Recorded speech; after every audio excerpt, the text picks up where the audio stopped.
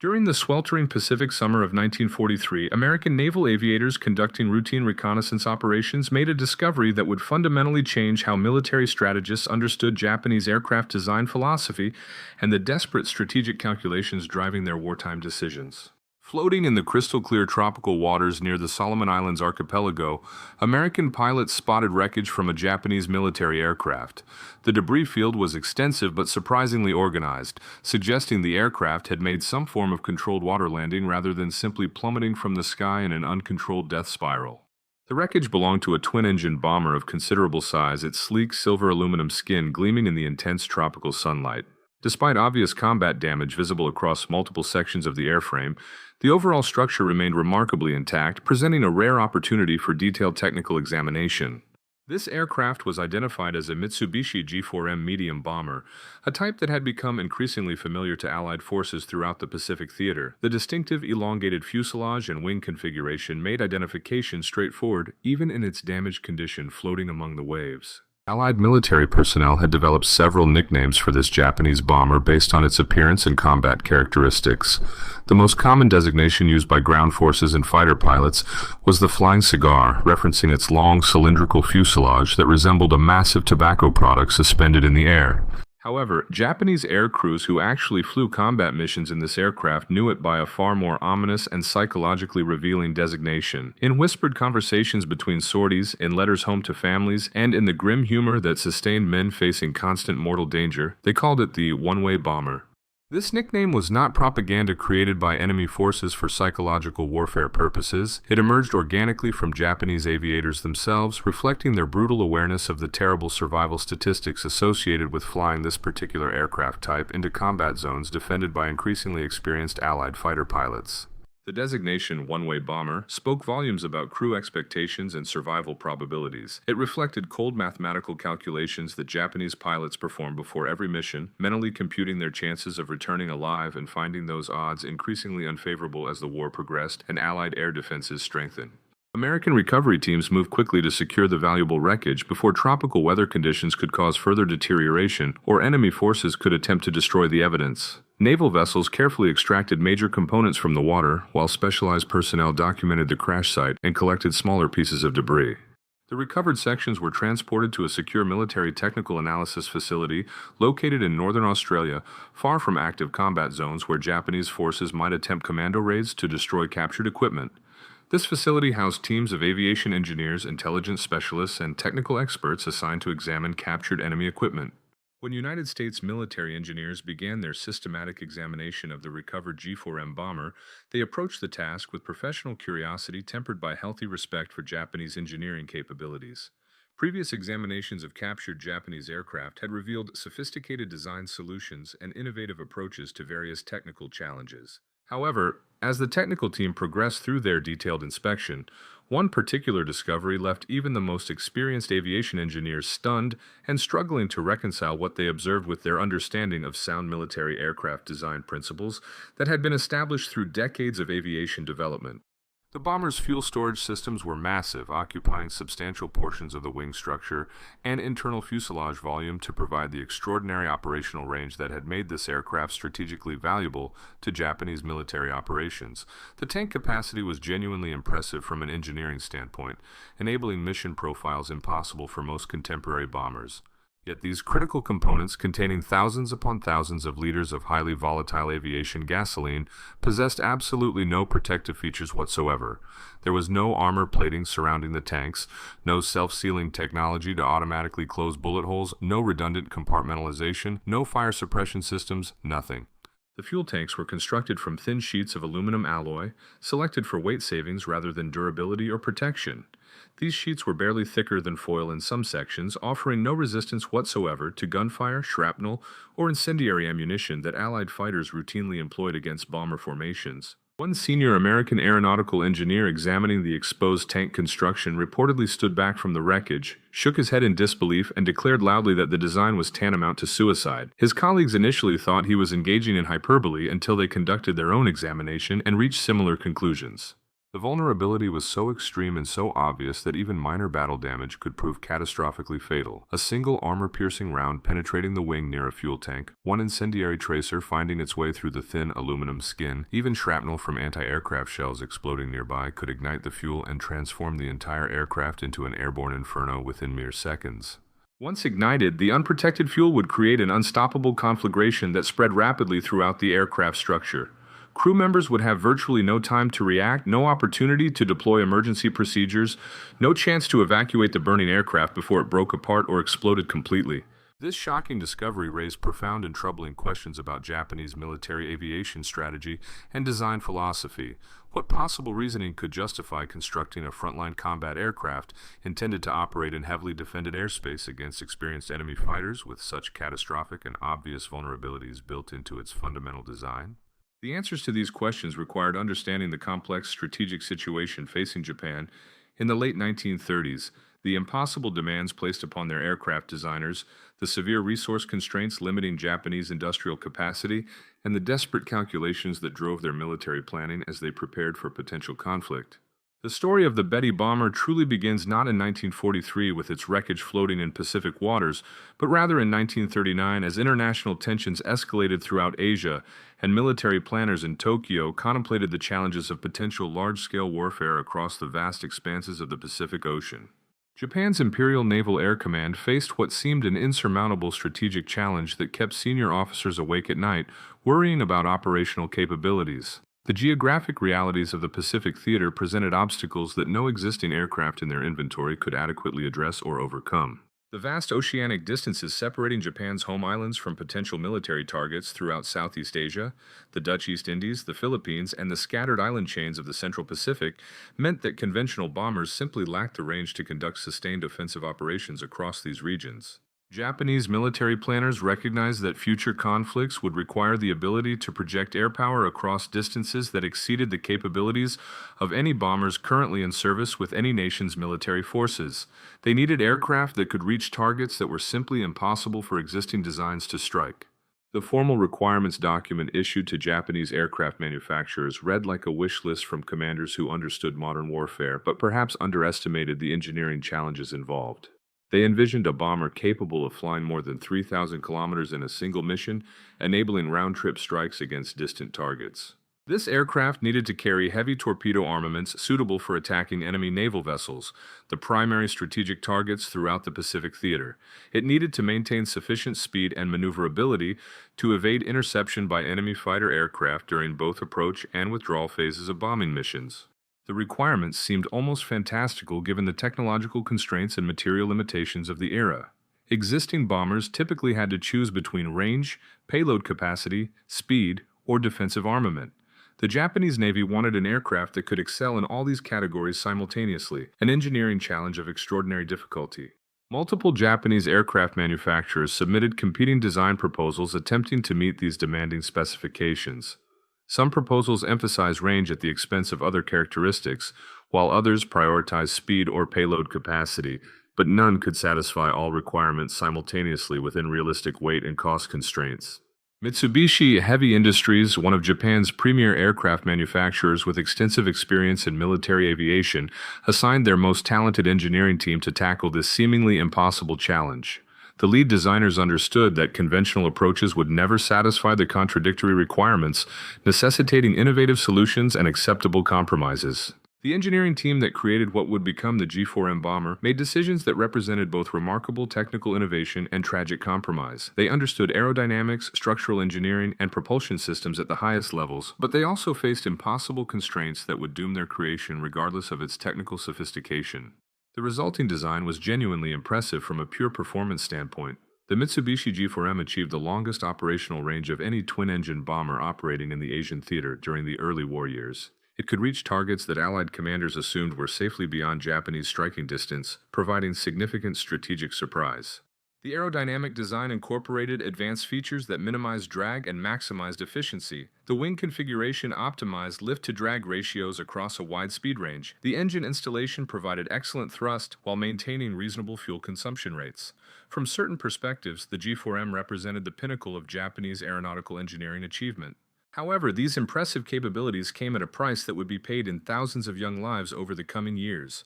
To achieve the demanded operational range while meeting weight restrictions and working within Japan's limited industrial capacity, the design team made deliberate choices that sacrificed crew survivability. The decision to eliminate armor protection was not accidental oversight or cost-cutting measure, but rather conscious engineering choice driven by weight budget constraints. Every kilogram of armor plating installed to protect crew positions or vital systems meant 1 kilogram less fuel capacity, directly reducing operational range. Self-sealing fuel tank technology, already becoming standard equipment in American military aircraft, was evaluated and deliberately rejected. While such systems significantly improved survivability after battle damage, they added substantial weight through multiple layers of rubber compounds and self-sealing materials that automatically close small punctures. Defensive armament was minimized to only a few machine guns in nose, dorsal, and tail positions. Heavier defensive weapons like the multiple turret systems found on American bombers would have required stronger structural support, additional crew members, more ammunition storage, and significantly more weight, all of which would reduce the precious range. Every single kilogram saved through these eliminations translated directly into either additional fuel capacity or improved payload capability. The design philosophy explicitly and deliberately prioritized striking distance and offensive capability over defensive protection and crew survivability, a calculated trade-off that Japanese military leadership accepted. This engineering philosophy reflected deeper strategic calculations about how Japan might fight potential conflicts given their industrial limitations compared to Western powers. Japanese military theorists emphasized the importance of striking first, hitting hard, and achieving decisive results before enemies could fully mobilize their superior industrial resources. In this strategic framework, aircraft that could reach distant targets and deliver devastating surprise attacks had immense value, even if their survivability was questionable. The thinking was that losing aircraft and crews was acceptable if those losses occurred while inflicting strategic damage that delayed or disrupted enemy military buildups. When the G4M entered operational service with Imperial Japanese Navy air units in 1941, Allied fighter pilots who encountered it in combat quickly recognized its critical Achilles heel through repeated engagements. The bomber's distinctive elongated fuselage, combined with its complete absence of protective armor, made it extraordinarily vulnerable to gunfire. American fighter pilots developed tactics specifically optimized for engaging Betty bombers, targeting the wing routes where massive fuel tanks were located. A short burst from wing-mounted 50-caliber machine guns firing incendiary ammunition into these areas would almost guarantee catastrophic results within seconds of impact. Veteran fighter pilots compared shooting down a Betty to igniting a flying torch or lighting a match to a gasoline-soaked rag. The unprotected fuel tanks would erupt in flames almost instantaneously when struck by incendiary rounds, creating spectacular fireballs that illuminated the Pacific sky and were visible for dozens of kilometers. These conflagrations developed so rapidly that crew members had virtually no opportunity to attempt emergency bailout procedures. By the time pilots recognized their aircraft was burning, flames had typically already engulfed control surfaces, disabled flight controls, and blocked access to emergency exits, trapping everyone aboard. Despite these horrifying vulnerabilities that became obvious through early combat experience, Japanese military commanders initially continued deploying the Betty because it could accomplish strategic missions that were simply impossible for any other aircraft in their operational inventory. Its extraordinary range represented unique capabilities. The bomber could strike American military installations in the Philippines, British colonial possessions throughout Southeast Asia, Dutch facilities in the East Indies, and isolated island garrisons across the Pacific that had previously been considered safely beyond the reach of Japanese air power, providing strategic flexibility unavailable through other means. The G4M's first major combat operations during the opening months of the Pacific War demonstrated its offensive potential and validated the strategic thinking that had driven its development despite obvious vulnerabilities. Attacks against Clark Field in the Philippines caught American forces unprepared and destroyed significant air assets on the ground. Operations against the supposedly impregnable British fortress of Singapore utilized the Betty's range to attack from unexpected directions, contributing to the shocking fall of this strategic strongpoint.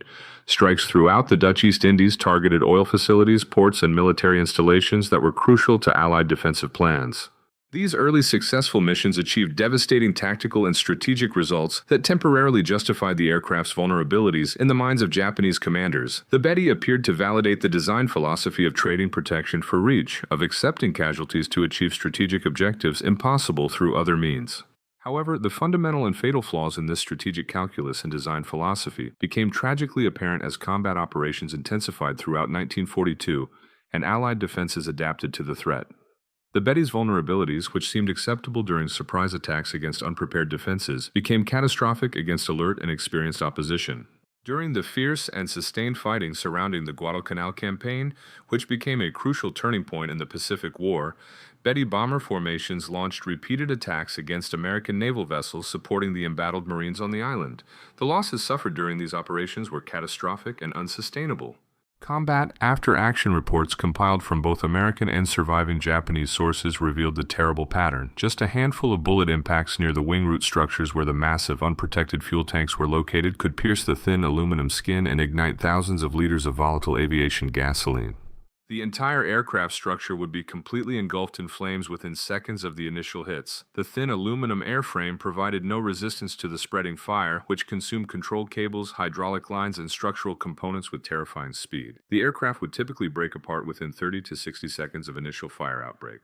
Crew members trapped inside these burning aircraft faced conditions that defy adequate description. The interior temperatures would rise to hundreds of degrees within seconds as aviation fuel burned at extreme intensity. Thick black smoke filled the crew compartments, making breathing impossible and disorienting anyone who remained conscious.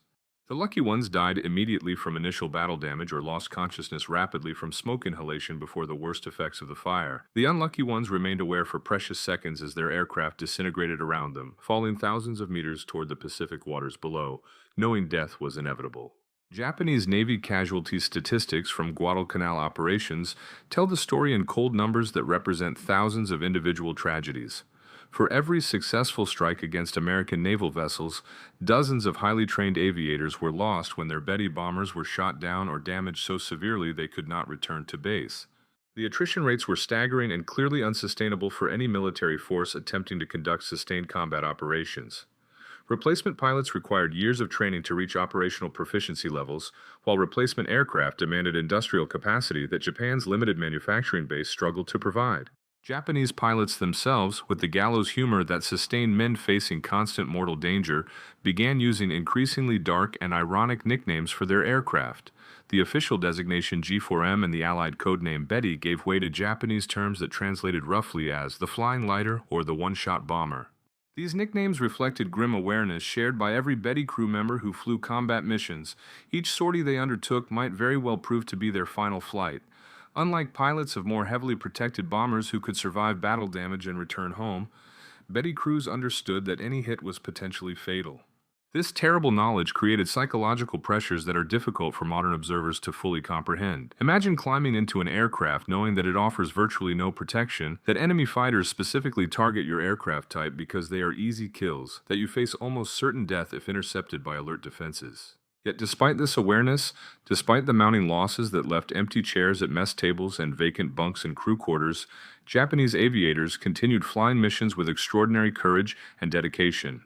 They wrote final letters home before takeoff, made arrangements for personal effects, said quiet farewells to comrades, then climbed aboard and flew toward their objectives. This continued service despite overwhelming odds and near-certain death reflected the profound cultural influence of Bushido, the traditional Japanese warrior code that emphasized absolute loyalty, personal courage, self-sacrifice, and unwavering dedication to duty regardless of personal cost or survival probability. These deeply ingrained cultural values, drilled into military personnel from their earliest training, sustained Japanese servicemen even as their strategic situation became increasingly hopeless, and their casualties mounted to levels that would have broken forces from societies with different cultural foundations and military traditions. In mid-1943, approximately 1 year after the devastating Guadalcanal campaign, an intact Betty bomber made an emergency water landing in the ocean near the Solomon Islands following combat damage that disabled one engine but left the airframe sufficiently intact to attempt controlled ditching rather than immediate catastrophic destruction. The circumstances of this particular aircraft's final flight remain somewhat unclear from surviving records, but evidence suggests the crew successfully evaded immediate destruction by Allied fighters through skillful maneuvering, then attempted to reach friendly territory before their damaged aircraft gave out completely. When it became clear the crippled bomber could not reach base, the pilot apparently attempted a controlled water landing in hopes of allowing crew survival and potential rescue by Japanese naval forces operating in the region. The landing must have been skillfully executed as major sections of the aircraft remained intact rather than breaking apart on impact. However, rescue never materialized for this particular crew. Whether they perished in the landing, drowned before help arrived, or were captured by Allied forces remains uncertain.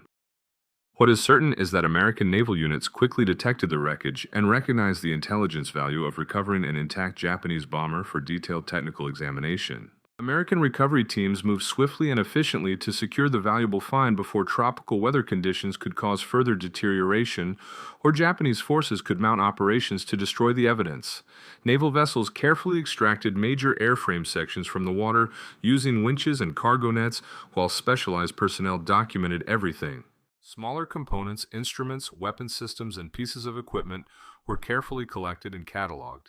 Every scrap of documentation found aboard the aircraft, including crew personal effects, maintenance logs, and operational orders, was preserved for intelligence analysis that might reveal useful information about Japanese capabilities. The recovered bomber sections were loaded aboard transport vessels for the long journey to a secure military technical analysis facility in northern Australia, well removed from active combat zones where Japanese commando raids might attempt to destroy captured equipment. This facility had been specifically established for detailed examination of captured enemy equipment. The Australian facility housed specialized teams of aviation engineers, metallurgists, intelligence analysts, and technical experts drawn from military and civilian aviation industries throughout the Allied nations. These personnel brought extensive experience with aircraft design, manufacturing, and operation to their examination of Japanese equipment. When United States military engineers began their systematic and methodical examination of the recovered G4M bomber, they approached the task with professional interest and healthy respect for Japanese engineering capabilities that had been demonstrated repeatedly throughout the conflict. Previous examinations of captured Japanese fighters had revealed sophisticated and innovative solutions. However, as the technical team progressed through their detailed inspection of the bomber's systems and structure, the discovery of the completely unprotected fuel tank arrangement left even the most experienced aviation engineers genuinely stunned and struggling to reconcile observations with their professional understanding. The bomber's fuel storage systems represented remarkable engineering from a capacity and efficiency standpoint. The tanks occupied substantial portions of both wing structures and sections of the fuselage, their positioning carefully optimized to maintain proper center of gravity throughout the mission as fuel was consumed and weight distribution changed. The total fuel capacity was genuinely impressive and enabled the extraordinary operational range that made this aircraft strategically valuable. The tank design minimized wasted space and unusable fuel, extracting maximum value from every available cubic centimeter within the airframe structure that could be devoted to fuel storage without compromising structural integrity. Yet these critical components, collectively containing thousands upon thousands of liters of highly volatile aviation gasoline, whose ignition could instantly transform the entire aircraft into an inferno, possessed absolutely no protective features whatsoever that might provide even marginal improvement in survivability after battle damage. There was no armor plating surrounding the tanks to deflect or slow incoming projectiles. There was no self-sealing technology that would automatically close small punctures through expansion of rubber compounds when they contacted fuel. There was no compartmentalization dividing tanks into sections to contain damage. There were no fire suppression systems. The tanks were constructed from thin sheets of aluminum alloy, selected primarily for lightweight, rather than durability or protection against battle damage. In some sections, particularly in areas where structural loads were minimal, the aluminum skin was barely thicker than household aluminum foil, offering zero resistance to even pistol-caliber ammunition. A senior American aeronautical engineer with decades of aviation experience, who had participated in the design of multiple successful American bomber projects, examined the fuel tank construction carefully and repeatedly, seemingly unable to believe what his eyes and instruments confirmed about the complete absence of protective measures. According to multiple witnesses present during the inspection, this experienced professional finally stood back from the wreckage, removed his cap, wiped his forehead, and declared in a loud voice that carried across the examination facility that the design was nothing short of suicide for any crew unfortunate enough to fly combat missions in such an aircraft. His colleagues initially suspected he was engaging in hyperbole or expressing the kind of exaggerated reactions sometimes used for emphasis when discussing flawed designs. However, when they conducted their own detailed examinations and reached similar technical conclusions, they understood his reaction had been entirely justified and appropriate. The vulnerability was so extreme, so obvious, so completely inexcusable from standard aircraft engineering perspectives that it defied rational explanation. Any American aircraft designer who proposed such an arrangement would have been immediately overruled by military procurement officials who understood basic requirements for crew survivability. Even minor battle damage that might be considered trivial in more robust aircraft designs could prove catastrophically and instantly fatal in the Betty bomber. A single armor-piercing round from a fighter's machine gun penetrating the wing structure near a fuel tank would puncture the thin aluminum and ignite the fuel with its incendiary core. One tracer round, designed to help pilots observe their fire, finding its way through the minimal aluminum skin, would ignite thousands of liters of gasoline with its pyrotechnic composition. Even shrapnel from anti-aircraft shells exploding nearby could pepper the wing with fragments that punctured tanks and created ignition sources. Once fuel ignited, the fire would spread with terrifying speed throughout the aircraft structure. The thin aluminum provided no resistance to the spreading flames. Control cables melted and snapped. Hydraulic lines ruptured and added their own flammable fluids to the conflagration. Structural components weakened and failed within seconds. The crew, trapped inside this burning inferno thousands of meters above the Pacific Ocean, would have virtually no time to react before the situation became unsurvivable. There was no opportunity to deploy emergency fire suppression procedures because none existed. There was no time to attempt controlled descent to survivable altitude because the aircraft was already breaking apart. Emergency bailout was theoretically possible but practically impossible under these conditions. By the time crew members recognized their aircraft was doomed and began moving toward emergency exits, flames had typically already blocked access routes, disabled opening mechanisms, or created external fire conditions that made jumping into the slipstream tantamount to suicide. This shocking discovery of such obvious and catastrophic vulnerability raised profound questions about Japanese military aviation strategy and design philosophy that extended far beyond simple technical critique. What reasoning could possibly justify constructing frontline combat aircraft intended to operate against heavily defended targets with such fatal weaknesses? The answers required understanding the complex web of strategic imperatives, resource limitations, cultural factors, and desperate calculations that drove Japanese military planning as they prepared for and conducted warfare against opponents with vastly superior industrial capacity and material resources.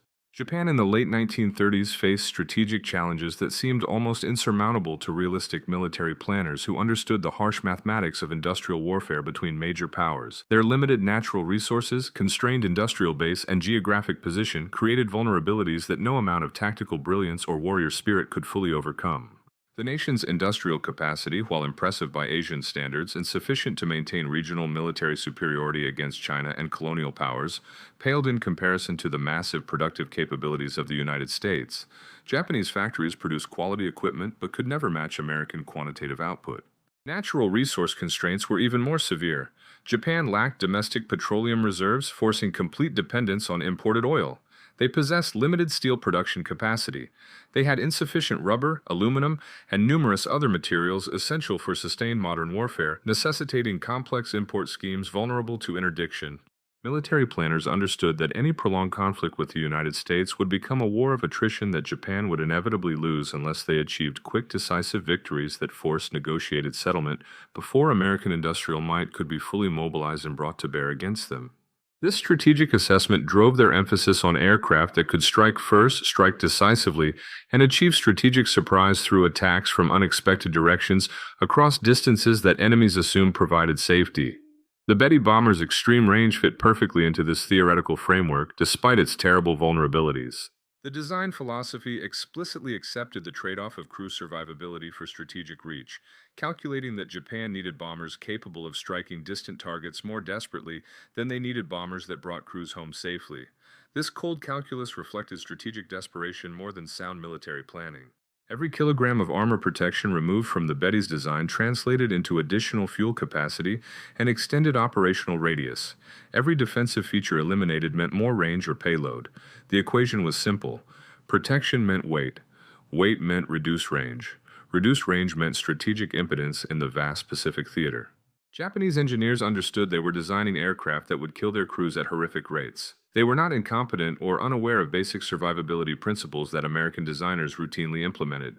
They were constrained by impossible requirements that demanded capabilities that physics and available materials could not simultaneously provide. The Betty bomber represented the best solution possible given the contradictory requirements and severe constraints. It achieved the demanded range through ruthless weight reduction and elimination of every feature not absolutely essential to basic flight operations and weapon delivery. The result was strategically useful but tactically suicidal. When the G4M entered widespread operational service with Imperial Japanese Navy air units throughout 1941 and early 1942, the vulnerabilities inherent in its design remained theoretical concerns rather than proven facts. Initial combat operations achieved such spectacular success that commanders temporarily convinced themselves that trade-offs were justified and acceptable. Allied fighter pilots who encountered Betty formations during these early engagements quickly recognized the aircraft's vulnerabilities through direct observation. The distinctive long fuselage made the Betty easy to identify and track visually. The complete absence of armor meant that even glancing hits from machine gun fire caused disproportionate damage compared to more robust aircraft. American fighter tacticians developed engagement doctrines specifically optimized for attacking Betty bombers. They identified the wing routes as particularly vulnerable areas where concentrated fire would almost certainly hit fuel tanks. Short bursts from wing-mounted 50-caliber machine guns armed with incendiary ammunition into these critical zones produced devastating results. Veteran fighter pilots who survived the war and recorded their experiences frequently mentioned how Betty bombers represented preferred targets because they were relatively easy to destroy compared to more heavily defended aircraft. A brief firing pass that might only damage other bomber types would typically doom a Betty to catastrophic fire and destruction. The psychology of flying combat missions in such vulnerable aircraft created unique stresses that affected Japanese Betty crews throughout their service. Unlike pilots of American bombers who could reasonably expect to survive battle damage and potentially return home even after severe hits, Betty crews understood any combat damage was likely fatal. This knowledge affected mission planning and execution in complex ways. Some crews became fatalistic, accepting death as inevitable and focusing solely on accomplishing their assigned objectives before the expected destruction occurred.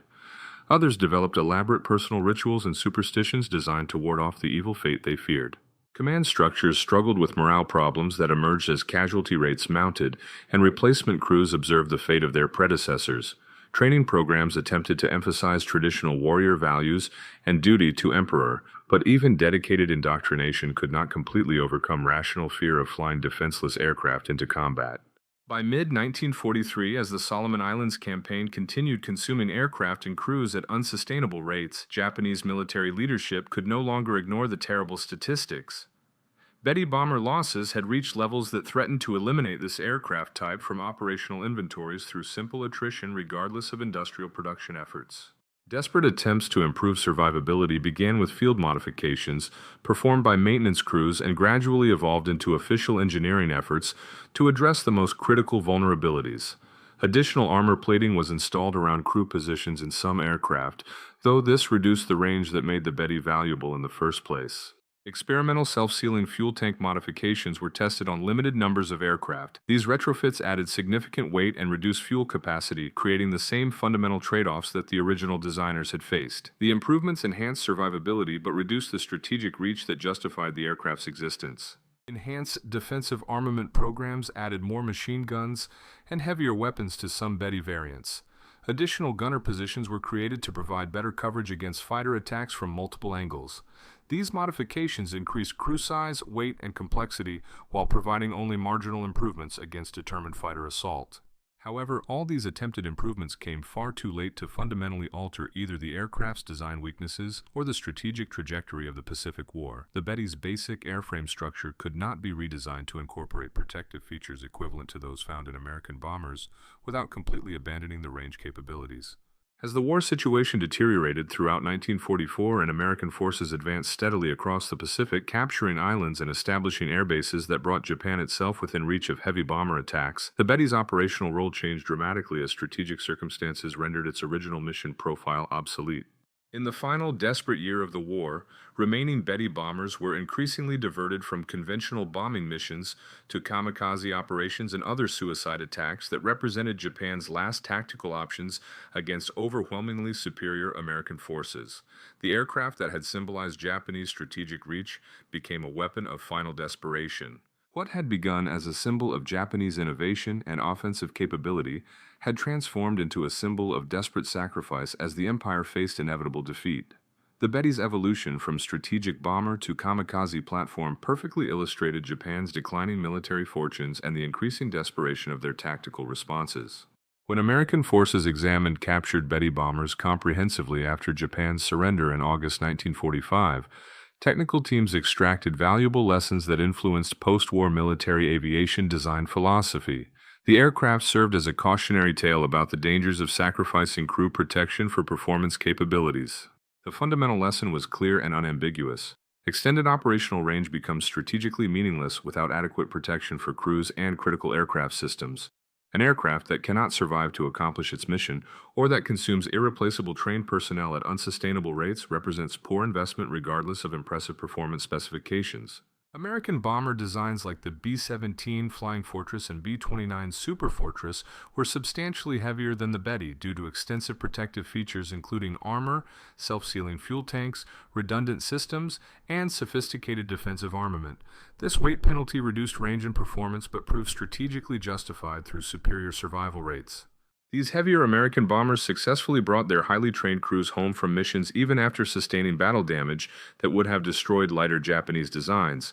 The crews survived to fly again, accumulating experience and improving combat effectiveness over time rather than dying in their first or second missions. Japanese lightweight design philosophy, while producing aircraft with impressive performance specifications on paper, could not overcome the fundamental reality that crew survival matters more than raw performance numbers. An aircraft that achieves its mission but kills its crew trades irreplaceable human capital for temporary tactical gains. The strategic calculus clearly favored the American approach. United States industrial capacity could replace aircraft losses relatively quickly, but experienced bomber crews required years of expensive training. Protecting crews through aircraft design represented sound strategic investment even at the cost of reduced performance or increased production expenses. By contrast, Japan's decision to prioritize range over protection created an unsustainable situation where they lost crews faster than training programs could replace them. As experienced pilots died in their vulnerable aircraft, replacement crews had lower survival rates due to reduced experience, creating a vicious cycle of declining effectiveness. By the war's end in 1945, the Betty bomber had become obsolete not through technological advancement, but through strategic irrelevance. Japan's industrial facilities lay in ruins from sustained American bombing campaigns. Aviation fuel had become critically scarce due to submarine warfare that severed maritime supply lines from southern oil fields. American forces controlled the skies throughout the Pacific theater so completely that Japanese aircraft attempting to contest this dominance were systematically destroyed before accomplishing meaningful objectives. The few remaining Betty bombers sat idle due to fuel shortages, damage, or simple recognition that deploying them meant certain death for crews without strategic gain. When Japan formally surrendered following the atomic bombings of Hiroshima and Nagasaki and Soviet entry into the war, only a handful of Betty bombers remained in flyable condition. These aircraft stood as silent monuments to a weapon system that had been rendered completely obsolete by the overwhelming material superiority of American military production.